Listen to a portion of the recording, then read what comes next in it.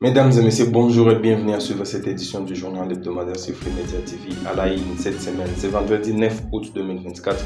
Le Mohamed Kabaré Désiré Kabaré Oukemani J2 a été inhumé à Tchirunga. La cérémonie a été précédée par une messe dite par l'archevêque de Bukavu, Monseigneur François-Xavier Maroïlou Sengo. Ces cérémonies ont connu la participation de plusieurs autorités politico-administratives, des chefs coutumiers, des députés nationaux, provinciaux et ainsi que d'autres personnalités. La maison entrepreneuriale du Kivu qui servira d'espace d'exposition et de vente des produits locaux aux jeunes entrepreneurs membres du réseau à des entrepreneurs pour le développement du Congo RADEC vient d'être dotée à ces réseaux par le député national l'honorable Ndekereza Olive Namegabe le mercredi 7 août 2024 à Bukavu. Cette maison servira également des mentorats et des formations entre jeunes entrepreneurs. C'est tout pour ce titre, mesdames et messieurs. Place aux détails.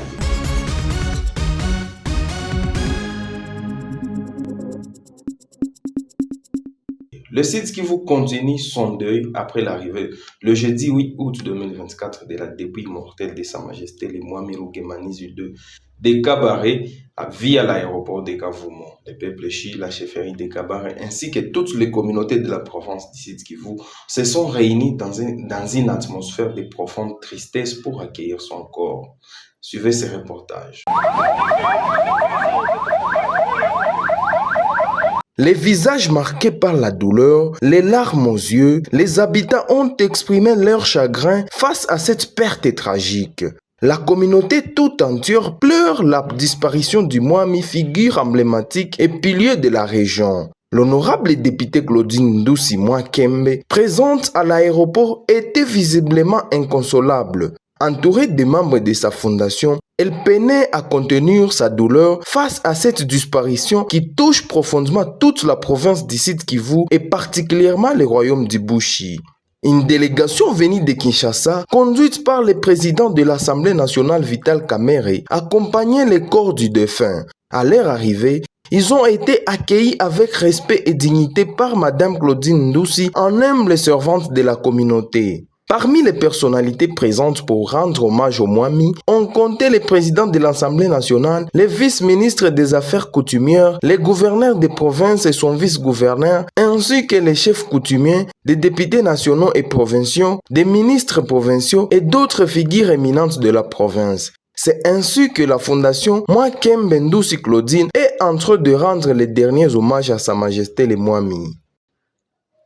Le lendemain de son arrivée dans sa chefferie en provenance du Maroc, où il a rendu l'âme, Sa Majesté le Mohamed Désiré Kabaré Nabouchi Oukemani J2 a été inhumé ce vendredi 9 août 2024 à Tchirunga Kabaré. La cérémonie a été précédée d'une messe de requiem présidée par l'archevêque de Bukavu, Monseigneur François-Xavier Maroï. Suivez ce reportage.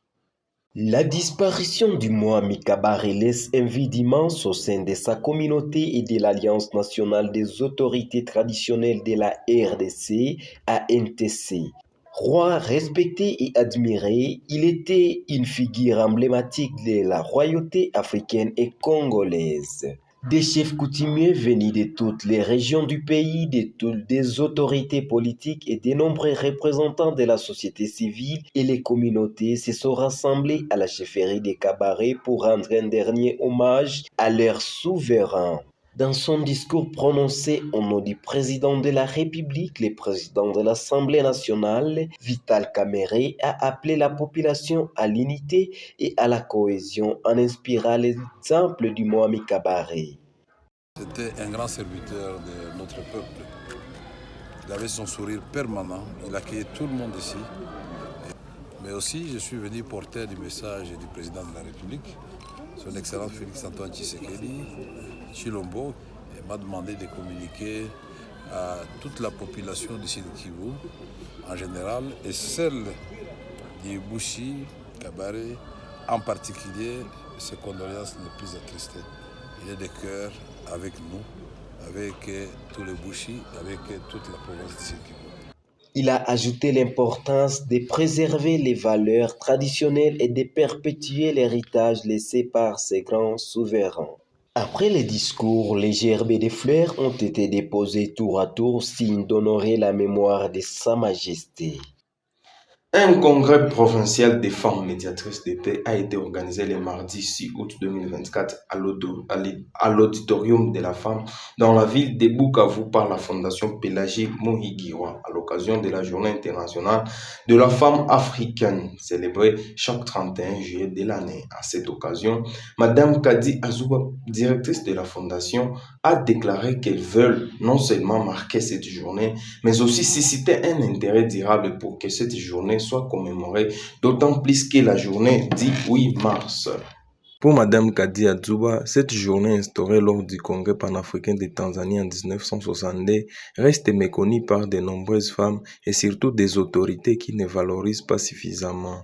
Elle a également souligné l'importance de la restitution d'un programme ambitieux, la formation des femmes médiatrices.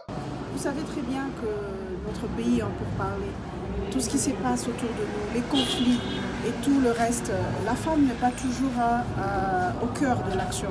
La femme n'est pas invitée à la table de négociation. Et après, on pose toujours des questions, on fait les plaidoyers, on fait même les lobbies, on va rencontrer les autorités pour savoir pour quelles raisons la femme n'est pas impliquée.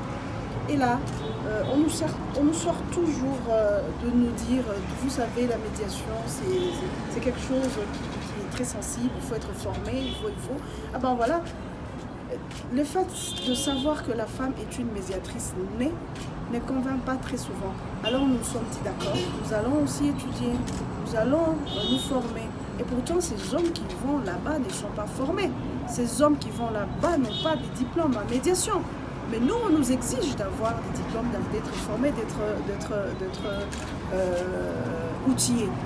Et pour ne plus avoir ce genre de situation et avoir des soubassements, nous avons dit, ok, nous devons être formés. Et pas être formés à la va-vite, être formés en pacotille. Nous devons être formés à la bonne école. Et c'est ainsi que nous avons fait venir des professeurs, des renommées internationales. Le professeur qui nous a formés, et ainsi nous avons formé plus de 150, disons 120 femmes, si je peux être exact, 120 femmes. Et ces femmes, ce sont des femmes leaders de haut niveau de la République démocratique du Congo. Nous avons parmi ces femmes les anciennes femmes ministres au niveau national, nous avons des femmes anciennes ministres au niveau provincial, et nous avons aussi des femmes leaders de très haut niveau dans leurs organisations respectives. Vice-gouverneur de la province, M. Jean-Jacques Elakano, a salué le courage des femmes congolaises face aux souffrances endurées, en particulier celles vivant dans l'est de la RDC. Il a invité les femmes à profiter du contexte actuel marqué par la promotion de la masculinité positive par le président de la République. Il a été souligné lors de ces congrès la nécessité d'un appui et d'un accompagnement des femmes en tant que pilier de la paix, ainsi que l'importance de l'autonomisation de la femme, non pas seulement sur le plan esthétique, mais surtout intellectuel. Le ministère provincial de l'Éducation et de la Nouvelle Citoyenneté a débuté du lundi 5 au mercredi 7 août 2024 une revue annuelle des performances pour évaluer les avancées et les difficultés de l'année scolaire écoulée afin d'améliorer et planifier les activités de l'année prochaine. Elle s'est tenue dans la salle de conférence du complexe scolaire Enfants du monde de Bukavu sous le thème Amélioration de la qualité de l'éducation pour stimuler le développement socio-économique. Lors de la clôture, des travaux à Carrefour ont été organisés pour évaluer les défis de l'enseignement. Plusieurs recommandations ont été formulées en vue d'améliorer la qualité éducative. Parmi celles-ci, on retiendra l'importance de renforcer la discipline, de promouvoir une pédagogie active et participative, de former les enseignants à l'accompagnement psychosocial, à la santé mentale et à la prévention des catastrophes naturelles, ainsi que d'intégrer les technologies de l'information et de la communication. Par ailleurs, les participants ont souligné la nécessité d'équiper les écoles en points d'eau, de soutenir les élèves marginalisés à travers la création des coopératives scolaires et des cantines adaptées aux besoins spécifiques tels que ceux des élèves en situation de handicap. Enfin, la retraite honorable des enseignants a été évoquée comme une mesure à envisager. Le président urbain du Parlement d'enfants de Bukavu, Arsène Bouimba, a exprimé sa gratitude envers le gouvernement pour avoir organisé cette revue des performances et de pouvoir impliquer les enfants dans ces processus. Je voudrais d'abord remercier le gouvernement pour la bonne organisation de cette revue de performance dont le comité d'enfants a eu l'honneur de prendre une part très active du début à la fin. Preuve que la vie de l'enfant compte dans le chef des responsables qui organise l'éducation. Comme je l'ai annoncé au sommaire, mesdames et messieurs, l'honorable député national Olive Mudekereza vient d'offrir au réseau des agripreneurs pour le développement du Congo RADEC un local pour son bureau ce mercredi 7 août 2024 à Bukavu. Cet espace baptisé Maison entrepreneuriale du Kivu servira d'un espace d'exposition et de vente des produits locaux et permettra d'organiser des formations et du mentorat à l'attention de jeunes entrepreneurs membres de ces réseaux. L'honorable Olive Mudekereza a expliqué sa motivation, soulignant que les jeunes entrepreneurs n'avaient pas toujours les moyens nécessaires et que le meilleur moyen de les soutenir était de les encourager en leur offrant un espace pour développer leurs activités dédiées à l'incubation de ces jeunes entrepreneurs. Et les locaux qui servaient pour mon bureau, je les donne à RADEC.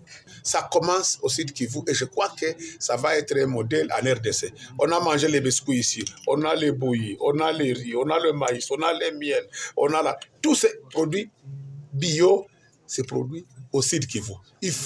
J'ai écrit une lettre au chef de l'État en 2022 où j'ai dit, Monsieur le Président, il faut encourager l'entrepreneuriat des jeunes pour la production locale et encourager la consommation locale. Ça va épargner le pays à importer des milliers de tonnes.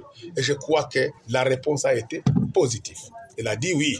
Maintenant, aujourd'hui, quand je vois la NADEC qui accompagne ces jeunes, mais il faut aussi construire un bâtiment. Ce que j'ai vu en Inde, c'est qu'on dit l'incubateur. De son côté, Madame Solange Kwinja, présidente du RADEC, s'est dit très satisfaite de ces gestes de générosité et de soutien aux jeunes entrepreneurs. C'est un sentiment de joie, de satisfaction, parce que c'est un rêve qui vient de se réaliser. On a commencé des plaidoyers, on toquait par-ci, par-là. On croyait que la solution à notre problème devrait provenir du gouvernement congolais ou soit d'un partenaire étranger. Mais Dieu a ses surprises. Aujourd'hui, c'est un citoyen congolais, un mentor, un entrepreneur comme nous, qui vient de nous octroyer cet appartement gratuitement jusqu'à ce qu'il aura des moyens pour pouvoir construire. Cette remise officielle a eu lieu après un entretien avec les jeunes entrepreneurs au cours duquel l'honorable Mudekereza les a encouragés à mener des actions de lobbying à tout le niveau pour faire reconnaître leurs produits à l'échelle mondiale. C'est tout pour ce journal, mesdames et messieurs. Merci de l'avoir suivi et nous vous disons à la semaine prochaine.